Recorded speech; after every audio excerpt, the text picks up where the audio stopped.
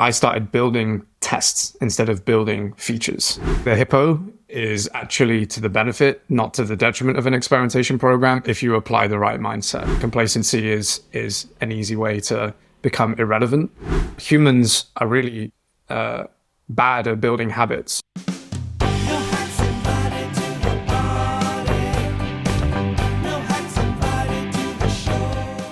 Welcome to a new episode and a new season of No Hacks Podcast, where we explore the ins and outs of optimization, whether it's for your digital world or your daily routines, because mastering the process makes the entire journey enjoyable. My guest today, opening season 2 of No Hacks Podcast, is Stewart Ehoff, head of an award-winning experimentation program at RS, a public speaker and a Dragon Ball Z fan. He's here to talk about moving from digital to business experimentation, but we will also touch on how you can use the experimental mindset to improve your day-to-day life. Stewart, welcome to the podcast. Sandy, thank you so much for having me on. It's such a pleasure to be guest number 1 of season 2 as well. What an honor. When did we agree on that? Was it June that you would be the next episode, right? I think I left a very cheeky comment on a LinkedIn post where you were talking with Lucas Vermeer and he was on your next episode, and I said, I want to be next. And I'm really happy you're the guest. You started as a web developer. I started as a web developer. I'm always intrigued to see when a web developer goes to something else. So from web developer to heading a very successful award-winning experimentation program at RS, did you have this mindset back then when you were just a web developer, or was this something that you acquired along the way? So I think as a web developer, there are things that in my early career, when I look back, I was always very curious about data and analytics and the meaning behind what we're building from a software or web perspective. I used to always get really frustrated with clients who would just say, hey, can you make the logo bigger? Or can you just put this thing on the menu? Or, hey, we want to create this new page to do X, Y, Z. And you'd always just ask yourself, like, what is the rationale behind that? Where is this coming from? Is this all just your idea? Do you have data behind this? Do you have research behind this? 99% of the time in agency environments for web development, it's often just opinion-led. And that used to always bug me. It used to always frustrate me in terms of, I'm building this stuff, but I don't understand the value of it, right? And then I sort of happened upon, by accident, the world of experimentation, and it just completely blew my worldview open in terms of all of these challenges and frustrations and questions I had about the impact of what we're doing on users all just suddenly became clear to me. And from then I was hooked, and I was like, I got to get into this thing, right? Because that will connect me to the value of the work. There's a bunch of web developers listening to this podcast. I have a lot of web developer friends. What's your advice to them? They work with a client who just asks for a bigger logo. How should they respond? What should they do? It's tricky, right? Because you got to pay the bills, right? So in an agency environment, often the developer is the last person to know what's going to be happening. Things are agreed by project managers or salespeople who sell websites or features in or whatever. I think as a web developer, I would just be asking questions about, hey, how can we make sure this decision we've already made to do this thing, how can we make sure that that is the best possible implementation or iteration or change that we can make to the website, right? Like, you're paying for development time to build stuff. I want to make sure the stuff I'm building is impactful. How do we make sure that happens? So I think for the developers to try and lean into a bit of data, to lean into a bit of insight that they might have, but also to look at giving really good advice to the people that they're working with and the things they're building things for is the best advice that I can give. And you guide them into making that decision. I think so. It's quite difficult to suggest that a web developer in an agency type setting that I found myself in 8 years ago could suggest, hey, why don't we A/B test this? Because that then just blows up so many different types of conversations. My path into this was more, I started building tests instead of building features. So I think that is a logical step, a logical career step, that if you're a developer feeling frustrated about value and about the return of what you do, maybe think about, hey, can I be a developer for tests instead of just features? And you said you stumbled upon experimentation community. Hopefully more people do, but along the way, you must have had official or unofficial mentors who helped you. What is the one crucial advice that you got along the way? I met someone at a conference in 2019, I think it was, so coming back 5 years ago. And this was kind of post me already being into experimentation, but still being very new to it. And just meeting this person, and then building a bit of a relationship with them at the conference and continuing to talk to them just opened my mind to the possibilities of what experimentation could be in an organization. I, in my early parts of my career, was still thinking about it quite one-dimensionally in terms of let's just build tests and ship them. But I never really thought about the broader operations of an organization, how businesses make money, how product teams are also creating features alongside teams that are testing, and why that's often a challenge. And this one person just opened my mind to the possibilities of how experimentation can apply to more than just web, how it can apply to more than just digital products, and it can actually be a methodology and a mindset that gets better business results. One more thing about your background, your rock and roll beginning. So you're drumming and programming audio rigs. How does that, if at all, play into what you're doing right now at RS? The connection always for me was with studio engineering, audio engineering. There's a lot of logic that needs to be applied to that. You're basically just working with electronics and signals, right? You're pushing signals from some preamplification unit into a microphone, into a guitar. You're pulling that signal back, you're processing it. And just kind of that logical workflow and processing, and also a level of kind of coding and programming for some of those things as well, then sort of nudged me into software engineering and web development more broadly. The connection to experimentation, I think, is a little bit looser. But the way that I always like to think about it is that my music taste and what I enjoy is quite experimental and quite eclectic. So I have such a wide variety of musical interests.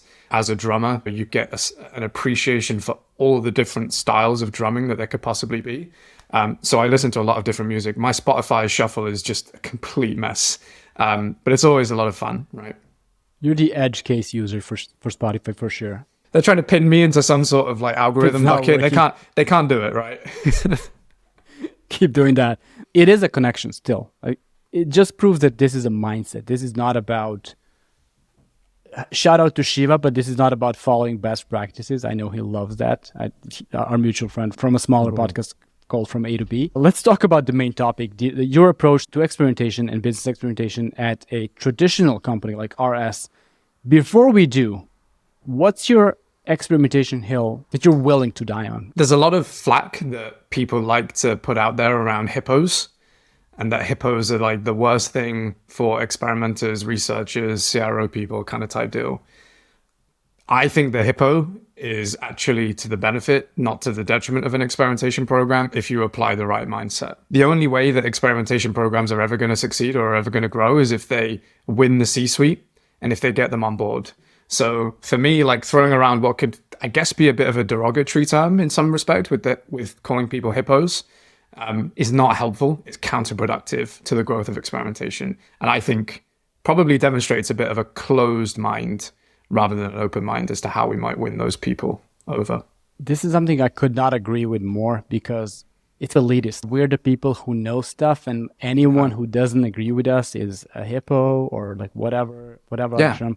Yeah, you're absolutely right. And it's kind of like, when you take a step back and you look at what some of these C-suite executives own and the level of accountability and responsibility they have in terms of enormous multi-million, sometimes billion-dollar balance sheets, profit and loss, the level of decision-making that needs to happen and the breadth of knowledge and awareness that you need to have to sit in one of those roles is quite large, right? And I think it's very easy for us in our focused position on experimentation and CRO just to think about, well, I know what's best for the company. But actually, I think if we challenged ourselves to think about, well, if I was the CEO, could I do it? I think most people, 99% of people would answer no. Maybe the 1% that answer yes are probably a bit in over their heads. I heard someone say or write, ride the hippo, don't fight with the hippo. It's even worse somehow when you say it like that. But like the meaning and what it implies, like just go work with them. And That's right. Be there to help them rather than fight them and in a closed room talk about how they have no idea, they don't get it. That's not helping anyone. Please don't do that. Absolutely right. So a traditional company like RS, digital experimentation at a company that is as old and traditional, getting that started. I don't know if you were the person who started the program or just joined the program, but how did that feel? Because it's not supposed to be, like you're thinking about booking Netflix, like whatever. You're not thinking about a company like RS. How is that different? It's a very different sort of genesis story to when you hear about things like booking.com, where the company is a digital first company, and they apply the principles, the methodologies of experimentation from the outset, from the C-suite all the way through the company, and they instill that as a core part of the culture. RS were actually a bit of a trailblazer in of themselves in the digital world. So I believe the first website was launched in something like 1999 or early 2000, which for B2B was like a first to market type position. But we used to have this big old hundreds of pages long catalog, right? And that's how people would find the products and place an order over the phone or what have you. So over the last 25 years, since the inception of the first website, the company's been on this kind of digital growth journey to the point where around 65% of global revenues for RS come through digital channels, right? Oh, wow. So we are a digital first company, right, from a revenue perspective. When it comes to sort of the world of experimentation and kind of where my story started within all of this was when I first joined the company 6 years ago, I joined as an optimization developer.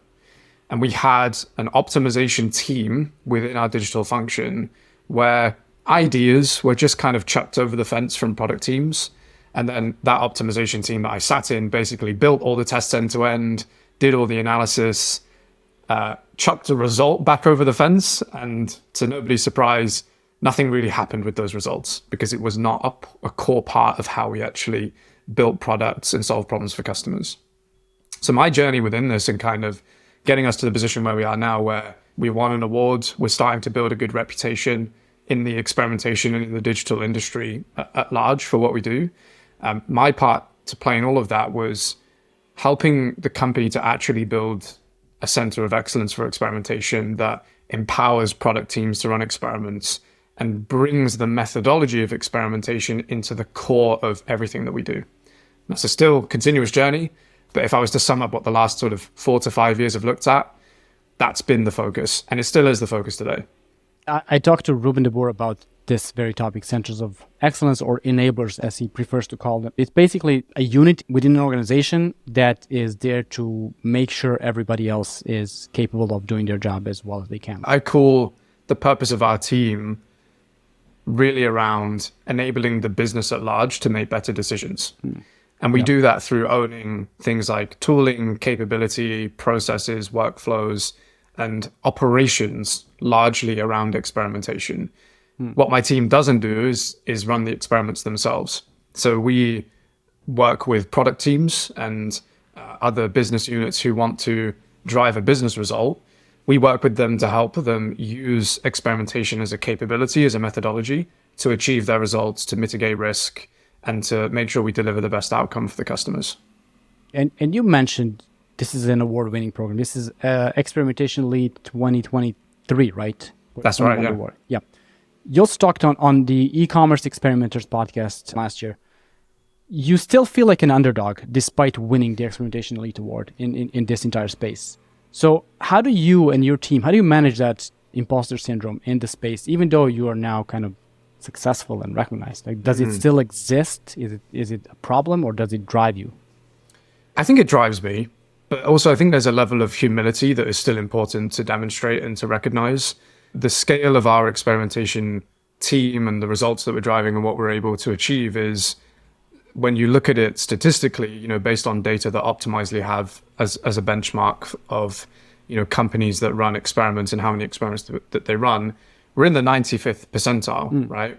But even still, it often feels like the difference between the organizational culture within which I sit versus something like a Booking.com or like a Netflix or an Amazon or similar is so different.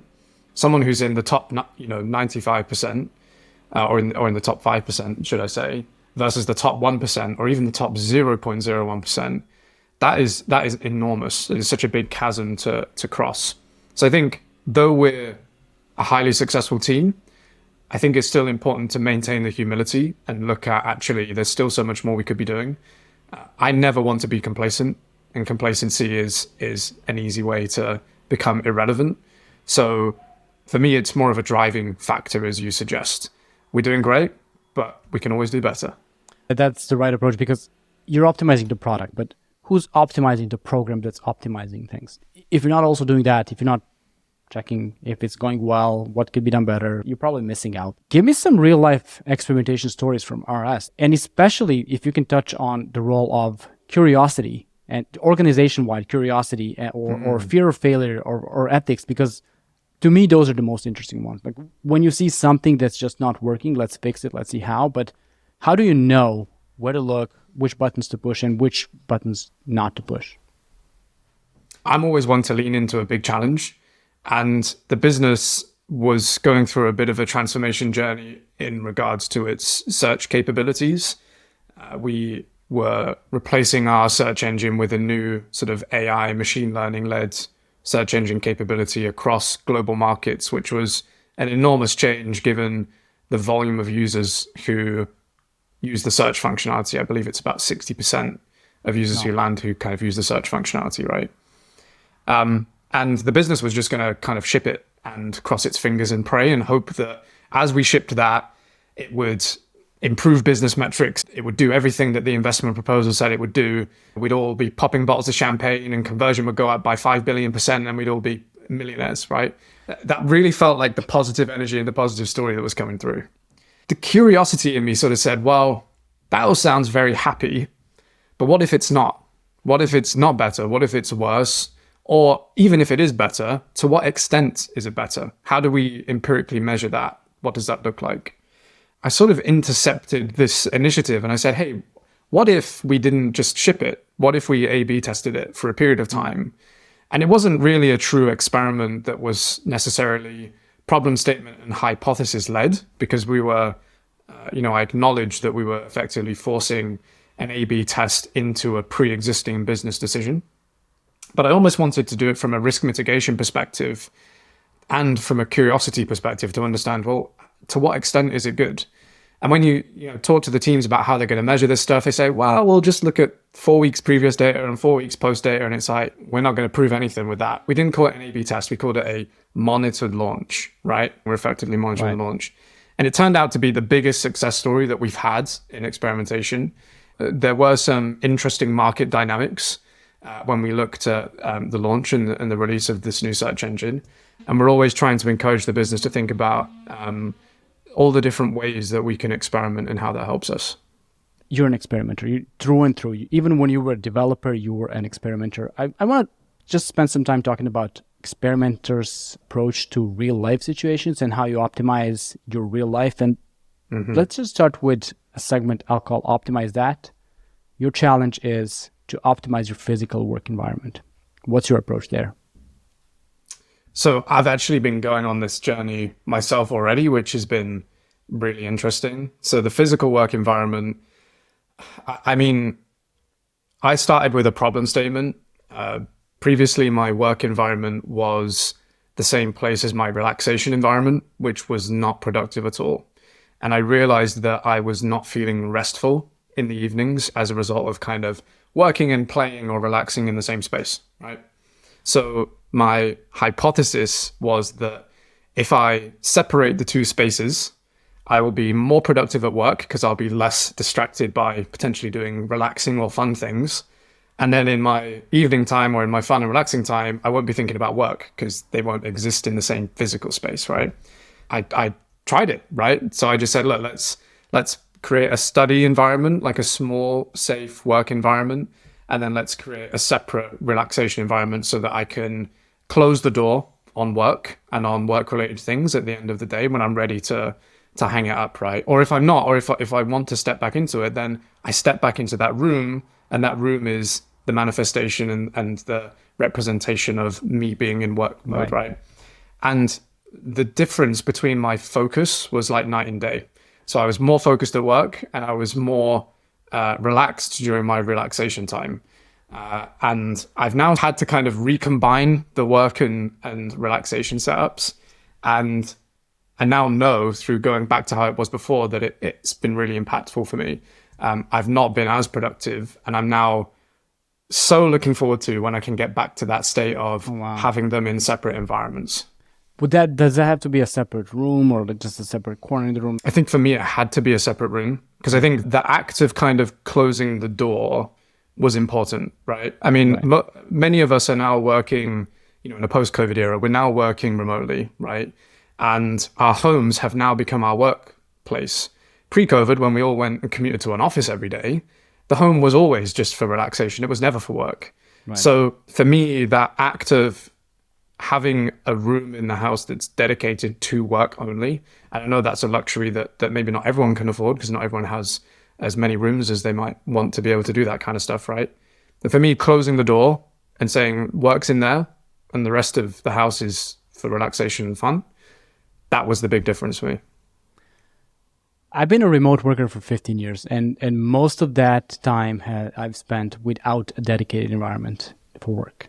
And everything you said, I could not agree more. I couldn't agree with it more, because I know whenever I have that, close the door. Literally, it's a close the door. My computer is there. I'm here. And when it's the same room like it is now, like I'm literally work from a corner of my living room at the moment. Hopefully that changes at sometime soon.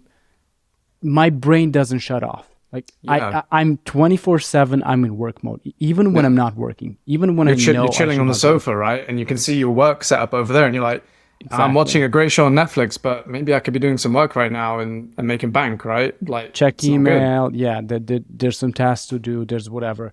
The only time I'm not in work mode is on my long runs, because that's when my brain like completely shuts down, and that's when I listen to podcasts, listen to music, listen to audiobooks. But even the best thing, like after an hour of running, like you can't even, you hear it, but you're not really absorbing the sound of what they're saying. It's just there as a background noise.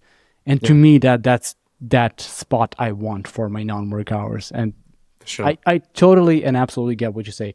We have some listener questions as well. So I asked Test and Learn community, and shout out to TLC and shout out to Kelly Wortham to provide some questions. And Florent Buisson, I'm sorry if that's wrong, but that's how I pronounce that last name, asked, how do you randomize your in real life experiments, and how do you ensure the consistency of treatment across real life situations? That's a really tough one, right? Because when you're trying to optimize, like as we spoke about, the physical work environment, or other areas where I try to optimize, which is primarily in kind of workout routines and kind of supplementing as well, having a level of randomization when the sample size is 1 and the split is often doing it versus not doing it, is quite difficult, right? In an ideal scenario, I would copy myself and have a direct clone of myself in real time where one would get the treatment and one would not. But obviously we don't live in that kind of world. Where do you think that will happen exists. do you think that will happen with AI eventually? Do you think A/B testing your life will be possible in the next 2 years? If it exists in kind of a digital capacity, then maybe. But I'm primarily thinking about like going to the gym and supplementing and stuff like that. Yep. So an AI, well, who knows how technology could advance in the coming years, right? But today, I don't know a way that AI could kind of do that, right? But I guess, in terms of randomization and sampling, I think when it comes to things like habitual changes to try and improve certain aspects of your life, one thing that you have to consider is giving it enough time. Humans are really bad at building habits, right? And there's a great book, Atomic Habits, that kind of talks about how you can break that down into small bite-sized chunks to then, build that muscle and make it a part of your everyday routine and everyday life. But humans are bad at building habits. And as such, people, with their New Year's resolutions after Christmas, they'll say, I'm not going to eat fast food anymore.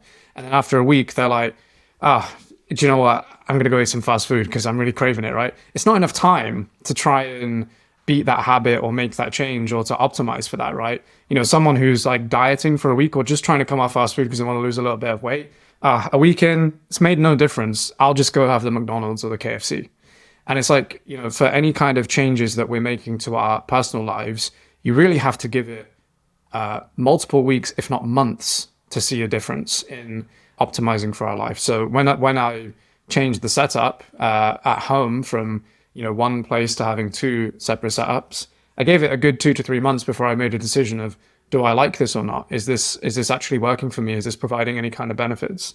And I do the same with supplements at the gym. If I'm trying new different supplements, vitamins.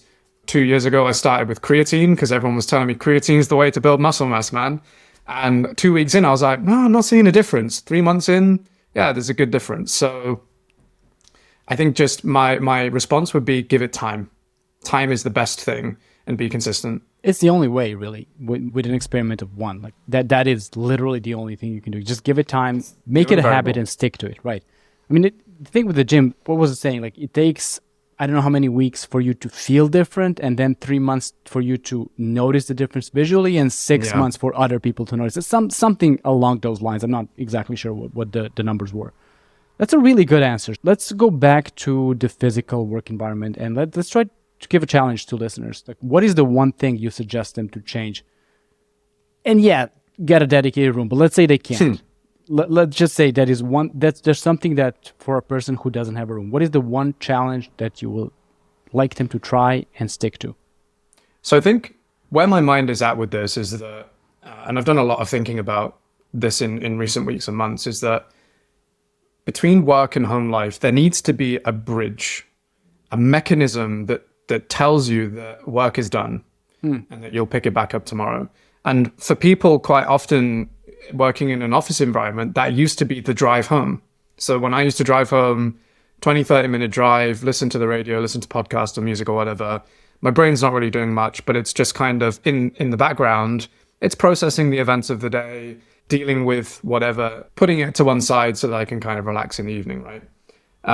And when we're kind of working from home and in this type of environment, I think you need some sort of mechanism that tells your brain to start doing that. And that can be as simple as, closing the door if you have a separate room, but for people who don't, close the laptop, right?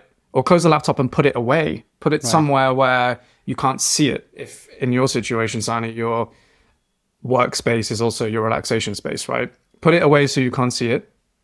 And then that stops the temptation of, while you're relaxing, thinking about work, because it creates a barrier to, got to get my laptop back out if I want to check my emails, right?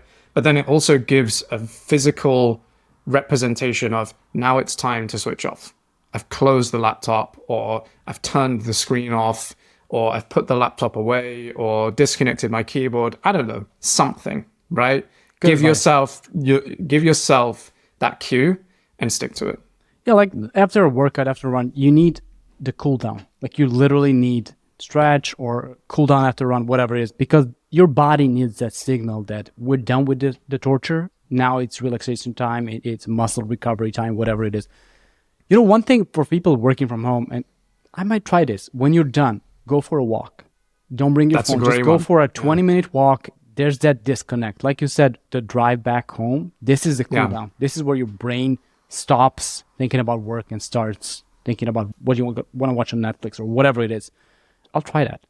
To someone who is, let's say, a web developer or any kind of digital professional with that experimental mindset, what are your words of encouragement for them to try and embrace that fully and just go into an experimentation career?